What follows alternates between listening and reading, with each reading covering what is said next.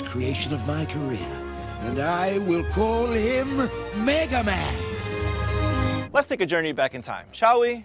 Back to the late 80s when square pixels and synthy music ruled the land. It was a time of duck hunts, public karate bouts, Italian plumbing, and also one very special robot boy with a cannon for an arm.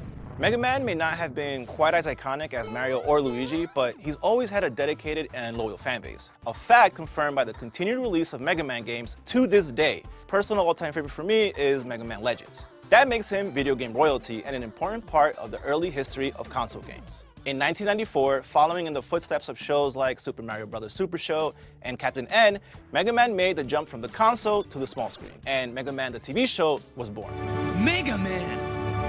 I like it! We were taken on an adventure that would question the very nature of what it meant to be sentient, which, let's be honest, we just realized working on this show because when we were 10 or 11 years old, we probably had no idea what the hell sentient even meant. But if you rewatch today, hiding underneath the surface of this video game-inspired cartoon was a profound meditation on technology and the nature of free will. Yes, Dr. Wily's robots are choiceless pawns to evil, but is Mega Man truly free? Does he choose to be good, or is it just programming? Is Dr. Light really such a benevolent figure? It sort of begs the question too, is Mega Man the precursor to prestige TV masterpieces like Westworld and Battlestar Galactica?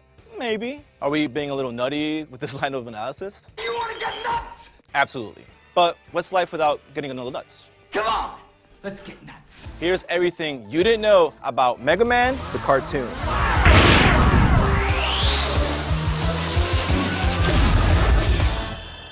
Mega Man ran from September 11th, 1994 to January 19th, 1996 in first-run syndication. The show ran for 2 seasons with only 27 episodes total, 13 episodes in the first season and 14 in the second. At the time of release, the Mega Man video game franchise already had over 10 entries, including 6 in the main Mega Man series, as well as fun bonus games like Mega Man Soccer. Remember that one? By the time the show premiered, Mega Man had already undergone several aesthetic makeovers, and honestly, that was a good thing. Sorry, but the artwork for the early Mega Man games left a lot to be desired. Fortunately, the animators went with a much more pleasing animation style, and the producers and toy manufacturers were hoping that the built-in brand recognition and popularity of the games would translate to big TV success. My robot transistor sense something coming. Mega Man told the story of, well, Mega Man. Mega Man, the blue bomber. A robot originally named Rock, or Rockman. Mega Man was created by the robotics genius Dr. Light, a scientist committed to building robots in order to help humanity. After Dr. Light was betrayed by his partner Dr. Wily, who intended to use robots to take over the world, Dr. Light repurposed Rock into the fighting robot, Mega Man! As Mega Man spends his days foiling diabolical plot after diabolical plot, he's assisted by his sister Roll. Hi, I'm Rock, your brother. I'm Raw. And his dog/motor transportation, Rush. Yeah, he's one hunk of hardware. Mega Man, Roll, and Rush do battle with a whole host of Dr. Wily's robot minions. Attention all robots! Destroy Mega Man! Which, if you played the games, you'd quickly realize villains including Cutman, Gutsman, Iceman, Fireman, oh, Bombman! Yes, remember that? My man was a bomb-throwing chicken. Mega Man is a really awesomely goofy show and definitely kid-friendly, for the most part. As with every great cartoon, we've got to take a moment to appreciate the theme song. Some shows summarize the plot of the show in the theme. Some deal in uplifting generalities. I know it's my destiny. Pokémon. Some are just instrumental music and cool visuals.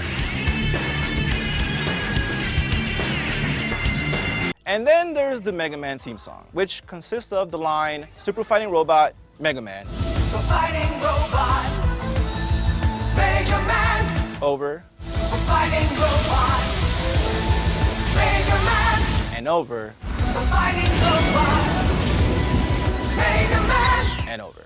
Super fighting robot, Mega Man. I mean, I guess that technically sums up the plot in a pretty direct way. Or maybe subliminally brainwashes you somehow? Either way, it was pretty dope, especially mixed with the visuals of the intro. John Lee Mitchell and Tom Kinleyside wrote the theme song and the background music. Kinleyside has worked with bands like Aerosmith, Bon Jovi, Motley Crue, NXS, David Lee Roth, and Van Halen, which might explain the synths and generally 80s hair band vibe of the theme song. And if you're not familiar with Mega Man but feel like some of that music sounds a bit familiar, that's because it was reused as background music in Dragon Ball Z.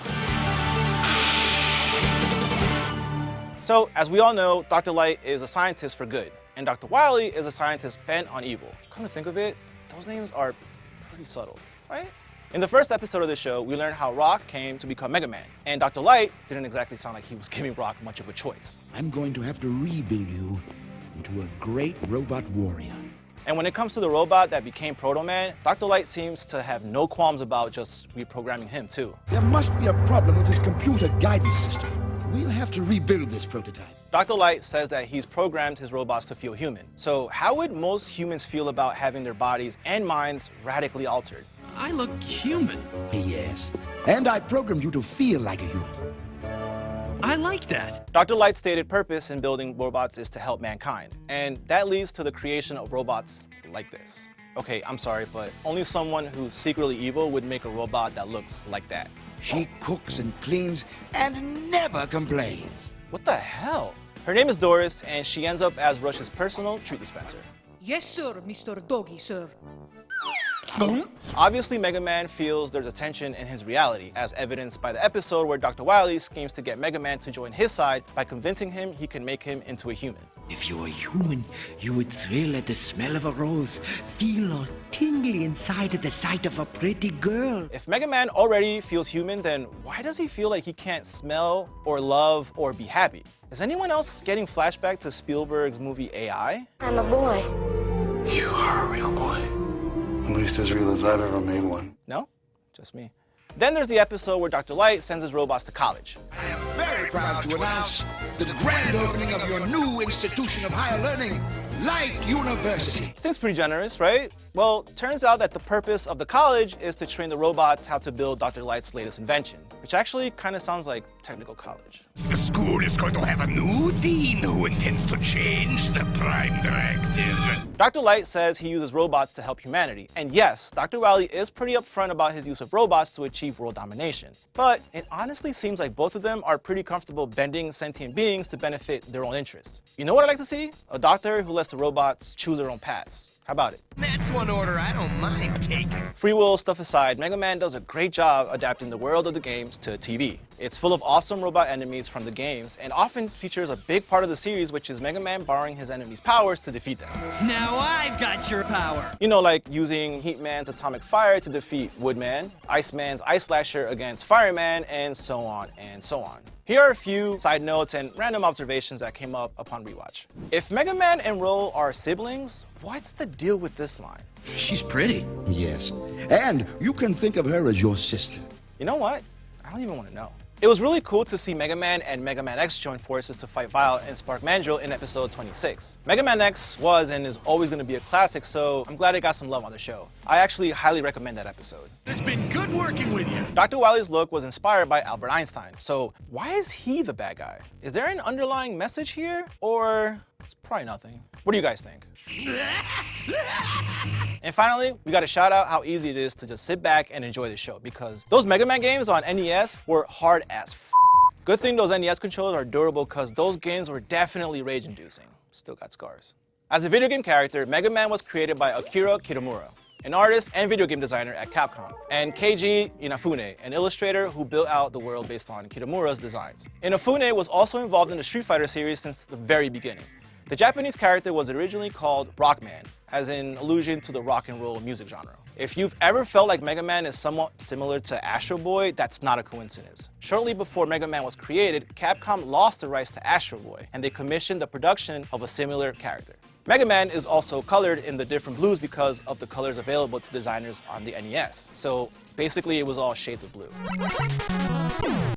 Mega Man the Show was produced by Ruby Spears Productions, an animation company founded by Joe Ruby and Ken Spears. Other Ruby Spears productions include the 1983 Alvin and the Chipmunks, the Mr. T animated series, which, wow, okay, we really need to do everything you know about that one, and the animated sequence for the original Child's Play film. Who are you? I'm a good guy. I just come from the Good Guy Clubhouse, and I'll be your friend to the end. John Ledford executive produced. Ledford was instrumental in producing English language versions of a lot of iconic anime films and shows, including Grave of the Fireflies and Neon Genesis Evangelion. There are 13 credited writers for Mega Man on IMDb, including the game creators Kitamura and Inafune. The writers collectively cover a ton of ground on iconic kids television and entertainment for the last several decades. Shows like Teenage Mutant Ninja Turtles, Sonic the Hedgehog, Barney, Dragon Tail, Zoom, and Homestar Runner. Actually, also, remember that one? And then, terrifyingly, one of the writers, Mark Jones, wrote the screenplay for Leprechaun before working on Mega Man, and Rumpelstiltskin, as well as other horror movies. So, thanks for the nightmares, Mark Jones. Mega Man was one of the smallest casts of any cartoon series we've looked at in this series. There are only 21 credit voice actors on IMDb for the entire series, with many actors wearing many hats and voicing on a range of characters. And while some cartoons sometimes feature major actors in early roles, none of those Mega Man cast members would go on to superstardom. But that doesn't mean that their work isn't awesome and worth celebrating. Ian James Corlett voiced Mega Man as well as other characters like Rush. So when Mega Man and Rush are interacting, I guess it's just one guy talking to himself. Hey, come on! Stop with the licking! Aside from Mega Man, Corlett has another iconic voice acting credit to his name. He played Goku on Dragon Ball Z. It's not possible. How can it be? I have the power of nature in me. Scott McNeil played Dr. Wily, Proto Man, and others. You let him get over here! Relax. We'll get that blue bucket of bolts yet. The Mega Man Dragon Ball Z connection continues with McNeil. He did a lot of voice work for DBZ, including Piccolo. It's all yours. Beam cannon fire! Jim Burns played Dr. Light. You're not just a robot. You have compassion and self-determination. He also does non-voice acting and is best known for the Highlander TV show and Wise Guy. Terry Klassen played a variety of characters, but we'd like to give a special shout out to the Peter Lorre impression he does while voicing Cutman. I've always enjoyed ice sculpture. Oh, I've heard that rumor too. Robin Ross voiced Ro. My brother is Super Warrior. She's been known otherwise for roles on The L Word and Riverdale. And finally, Gary Chalk voiced numerous robot masters on the show like Gutsman and Heatman. We obey you, Dr. Wily. Chalk's voice acting resume is pretty stacked, having done voice work on shows like G.I. Joe, Beast Wars, Sonic the Hedgehog, and Double Dragon. In the end, Capcom canceled the show due to the fact that the toys produced in conjunction with the show actually didn't sell well. We said it before, and we'll say it again when it comes to cartoons. It's all about those damn toys. Robot toys! When it comes to other media, Mega Man is of course best known as a video game, and we've got to salute the series because it's still going strong after 30 years. Mega Man 11 came out just last year, and I still haven't beat it, and I probably never will.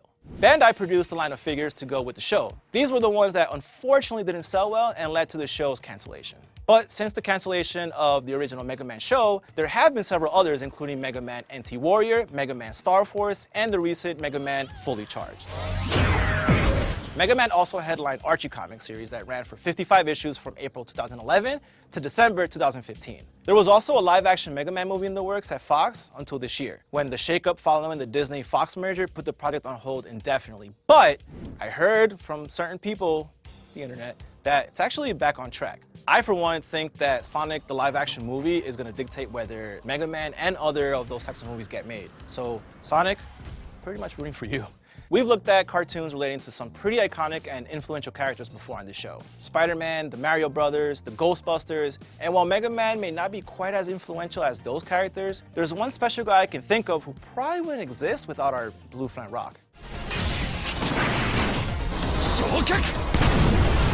I know we spent a lot of this video being a little tongue-in-cheek about the theme of robot free will in Mega Man, but maybe one of the most sophisticated entries into the artificial intelligence and ethics genre. My robot side tells me one thing, my human side says something else. Maybe I need to be one or the other. The questions of that genre are more pressing than ever as real technology speeds ahead. Every time I see one of those Boston Dynamic videos, I think we get closer and closer to robots versus humans. But I will say, if even a show as nutty as Mega Man can get us to feel more empathy for our digital counterparts, that's a good thing. So maybe it won't be so bad, right? What do you guys think? Thanks for watching. For more Everything You Know, click there. And for new episodes that post every other week, right there.